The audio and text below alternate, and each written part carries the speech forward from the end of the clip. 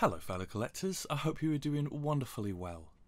Today I have an unboxing for you of this newly released edition of Our Little Sister in 4K for the first time from the great South Korean distributor Plain Archive, who are a company that specialise in doing beautiful editions like this for films that really deserve it.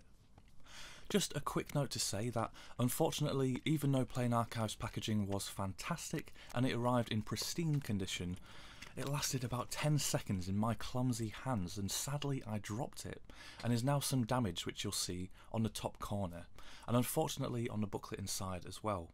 Again, completely my fault and a bit devastating to be honest, as it literally had just arrived. I'm also trying out the snooker referee gloves today, believe it or not, in an effort to be more gentle with editions like this which are quite precious, but perhaps that's just too little too late. The film is presented in a textured cardboard slipbox with what looks like some gloss highlighting in certain areas. Inside we have a digipack, which I think might be a first for Plain Archive in a single film edition like this, as usually I would have expected a steelbook or a Scanavo case. We also get a booklet inside, though it is entirely in Korean, and of course the film comes on 4K disc and a Blu-ray disc is included as well.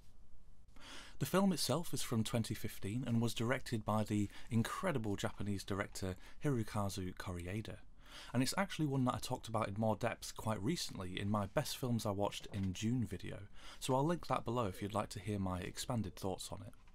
Suffice to say that, in familiar Koreeda fashion, this is a story about family, and I was amazed at the quiet beauty of this tender and heartwarming story. I think a big theme is, though jobs, friends, romances and more can often come and go from our lives, the consistency of family and home remains, and this film really talks about the importance of that permanence. Really just a beautiful film, and one that I was delighted to see not only get a 4K release for the first time, but also get the wonderful Plain Archive treatment.